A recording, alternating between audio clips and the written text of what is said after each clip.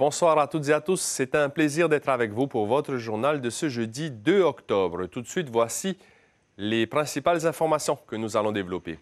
Le premier centre de données de Polynésie est opérationnel. Il héberge déjà les renseignements de 2 grandes sociétés de la place. Visite guidée dans cette édition.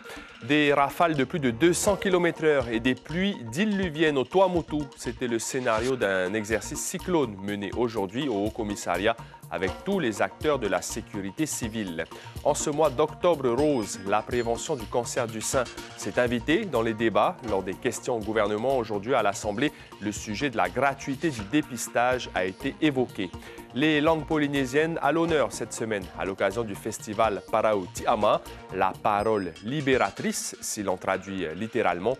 Audrey Mercier, la responsable adjointe du département des activités de TFTN, est avec nous en plateau pour nous parler du programme jusqu'à samedi.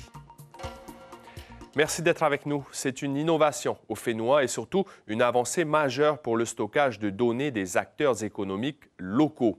Le tout premier data center de TDF vient d'être inauguré. Pour l'instant, il y a 2 clients majeurs, mais bien d'autres pourraient être intéressés par l'hébergement de leurs données sur le territoire.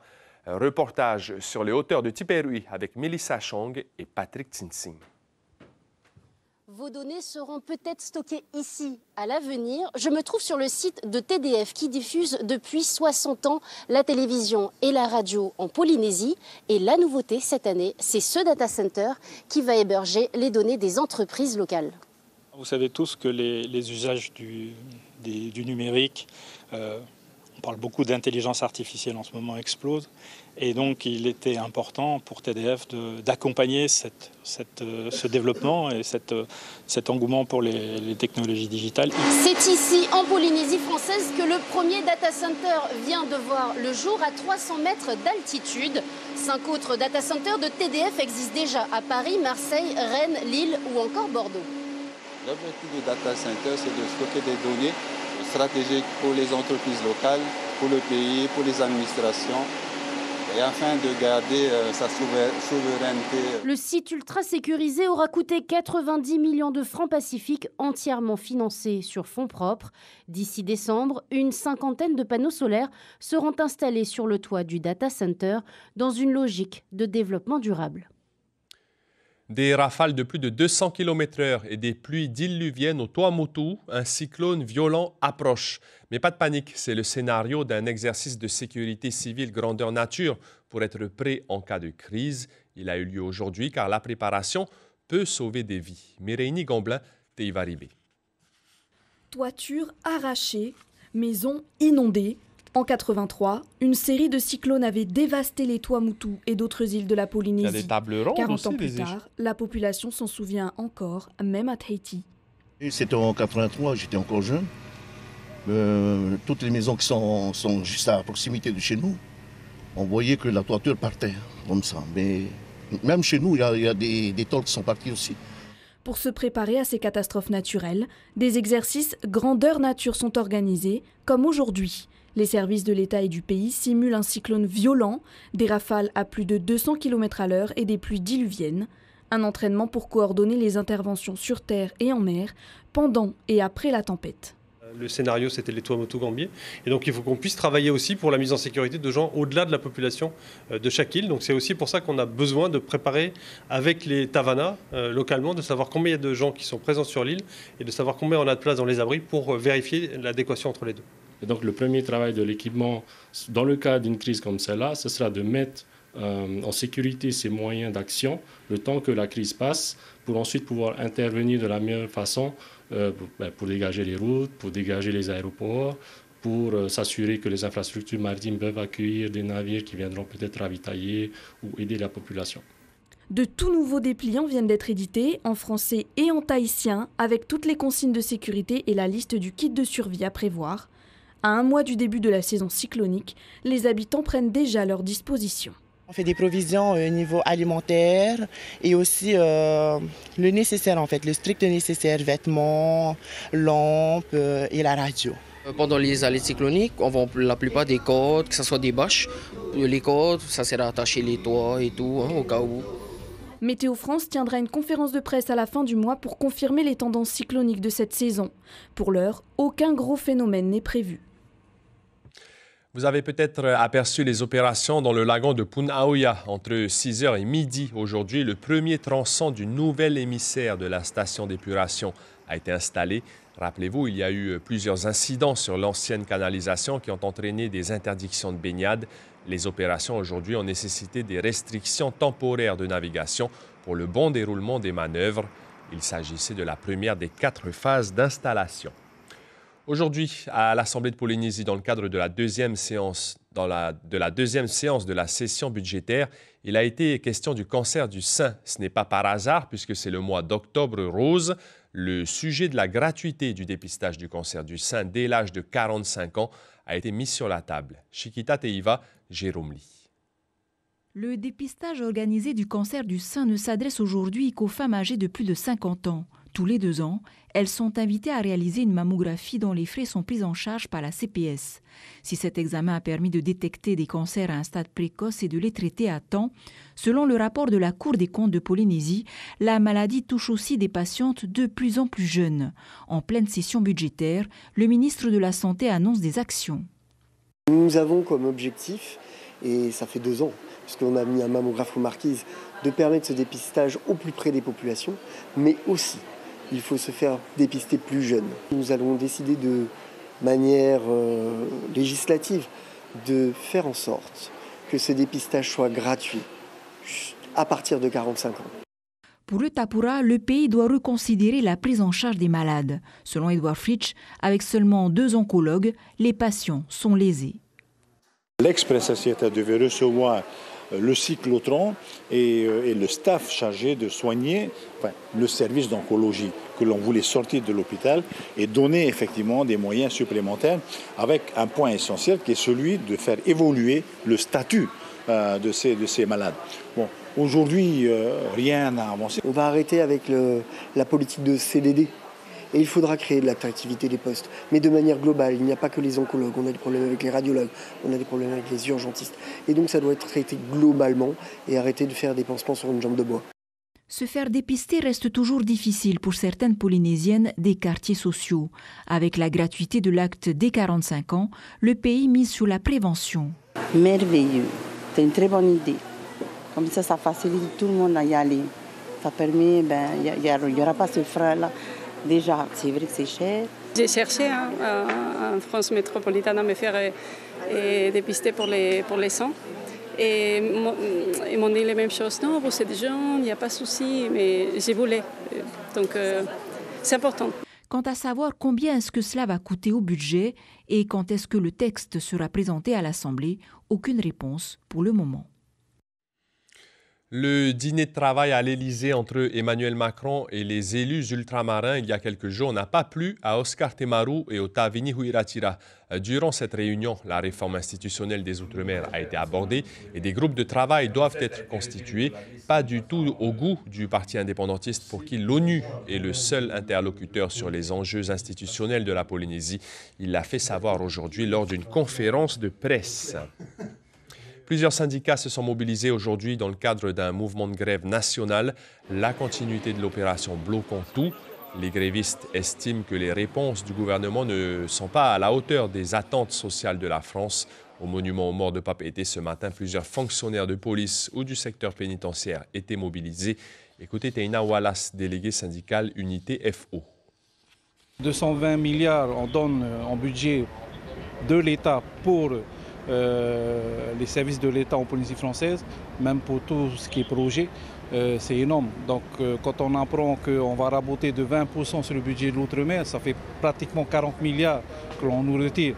40 milliards, est-ce que le gouvernement du pays pourra remplacer? Je ne pense pas.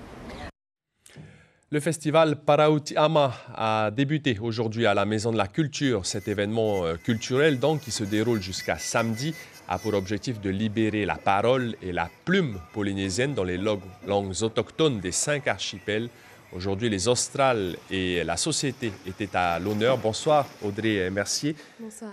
Merci d'être avec nous. Vous êtes responsable adjointe du département des activités de TFTN. Est-ce que vous êtes satisfaite de cette première journée du festival Parautiama? Oui, nous organisons donc la 3e édition du festival Prauti Ama cette année. La petite nouveauté, c'est qu'on a vraiment voulu mettre en valeur les spécificités culturelles de nos archipels. Donc chaque demi-journée est consacrée à un archipel. Donc ce matin, nous avons eu l'archipel des Australes qui a été mis à l'honneur. On avait des ateliers autour de la langue de Rapa, du tressage, des Himenetumu dans des langues issues des archipels des Australes. Et cet après-midi, c'était l'archipel de la société qui était mis en valeur.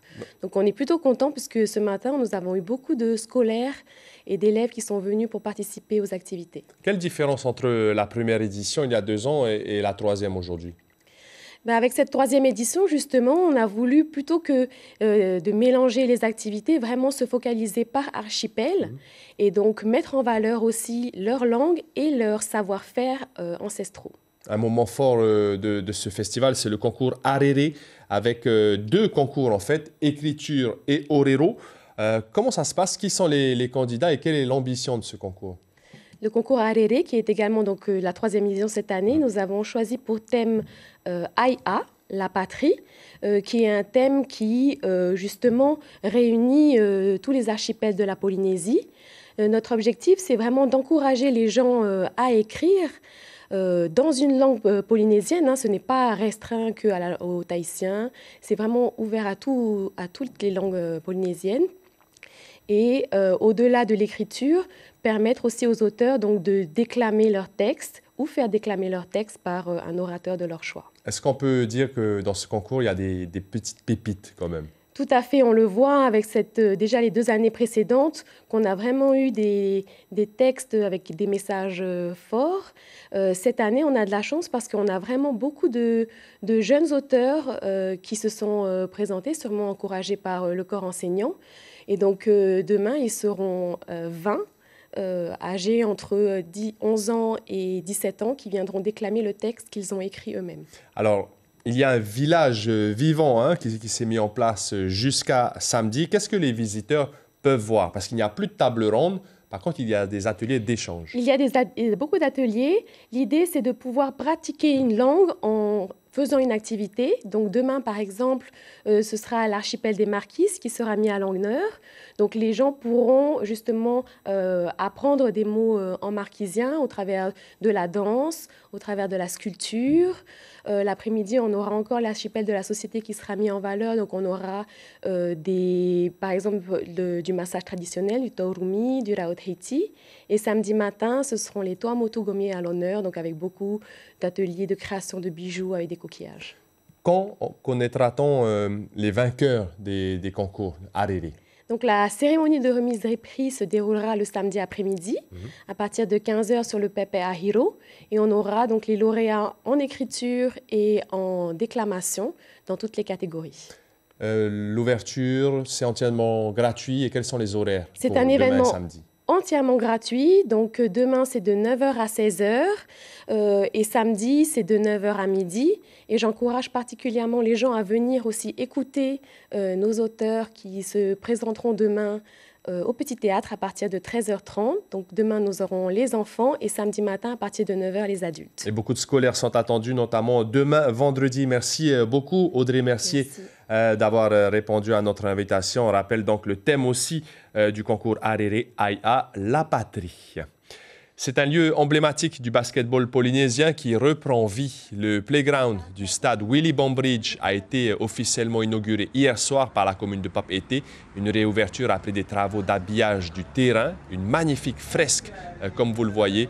L'ensemble des aménagements a coûté 37 millions de francs. Jean-Baptiste Rénal, chargé de mission, direction de l'emploi, de la jeunesse et des sports à la mairie de Papeete, est au micro d'Ismaël Tahiata. Comme pour l'ensemble des structures du complexe Bombridge, c'est en accès libre. C'est vraiment une politique communale que Tavana a mis en place depuis 1995. Le sport pour tous, ouvrir les espaces sportifs à la population de Papeete. Et c'est encore le cas aujourd'hui avec ce terrain de playground qui est ouvert à tous en journée continue. On vous en a brièvement parlé hier soir, mais notre consoeur journaliste Marie-Christine Depape nous a quittés suite à une longue maladie. Respectée dans son milieu professionnel, elle a su obtenir l'affection des Polynésiens tout au long de son parcours au Fénois qu'elle a débuté il y a plus de 30 ans. Ismaël Tahiata, Hubert Liao. Ça sera une sorte de primaire dans le camp autonomiste divisé, puisqu'on aura d'un côté le Tapura. Son vrai pouvoir résidait dans sa voix. Avec elle, Marie-Christine savait séduire, captiver et surtout émouvoir. J'adorais ces reportages, c'était magnifique comme reportage qu'elle faisait.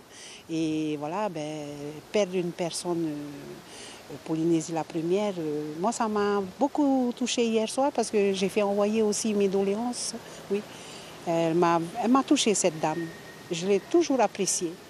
Marie-Christine se démarquait par son expertise et sa plume. Le journalisme pour elle n'était pas qu'une profession, mais une véritable passion. Durant cette trentaine d'années, j'ai pu mesurer l'étendue de son talent. Cette journaliste hors pair exceptionnelle qui a marqué notre société polynésienne par son métier à la radio, elle a toujours su aussi être bienveillante envers ses invités. Elle animait des émissions de débat à la radio et il n'y a qu'à lire sur les réseaux sociaux depuis cette annonce triste depuis hier. La Polynésie pleure, Marie-Christine. En rédaction, Marie-Christine avait du poids. Elle allait droit au but, sans détour, ni fioriture. Quelle femme de caractère! Elle aime ou elle n'aime pas. Alors je crois qu'il faut dire les choses. C'est ce qui caractérisait Marie-Christine. Elle ne s'en cachait pas. Elle était honnête. Et en fait, c'est ce genre de femme que j'aime. Professionnellement, c'est une personne qui m'a beaucoup inspirée aussi. C'est une travailleuse. Malgré ces dernières années, elle a été beaucoup malade. Mais elle a toujours pris son travail à cœur, qu'elle travaille en télétravail ou en présentiel. Avec les politiques, elle était également connue pour ses interviews sans concession, les bousculant au passage avec courtoisie. Marie-Christine respectait les hommes politiques. C'est vrai qu'elle donnait l'impression de ne pas aimer parce qu'elle pose des questions dérangeantes.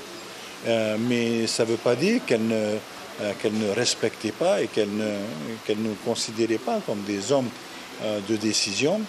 Et c'est ce que nous avons apprécié, je ne vous cache pas, c'est ce que nous avons apprécié chez elle, son impartialité. 2 ans à peine après sa retraite, la maladie l'a finalement vaincue, mais pas sans avoir livré un combat acharné. L'information principale de ce jeudi 2 octobre, le premier data center de Polynésie, un centre de données, est désormais opérationnel. Il est géré par l'entreprise TDF et a nécessité un investissement de 90 millions de francs. Le site sur les hauteurs de Tiperui est très sécurisé. À terme, les serveurs vont héberger les données de plusieurs grandes entreprises du Fénois.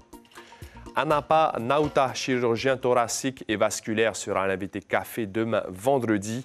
Il milite pour que le domaine de la santé au Fénois obtienne plus de moyens. Le ministère des Armées commande 5 avions de surveillance maritime, dont un pour la Polynésie. Cet appareil servira au secours en mer, à la lutte contre les trafics ou à la surveillance de la pêche illégale. Un article est disponible sur notre site Internet. Sur vos écrans, après ce journal, une soirée série vous attend avec 2 épisodes de Vigile, puis 2 autres de 911 Lone Star. C'est la fin de ce journal. C'était un plaisir de vous accompagner tout au long de cette semaine. À partir de demain, retrouvez Cybèle Plichard. Passez une belle soirée à lundi et surtout, prenez bien soin de vous.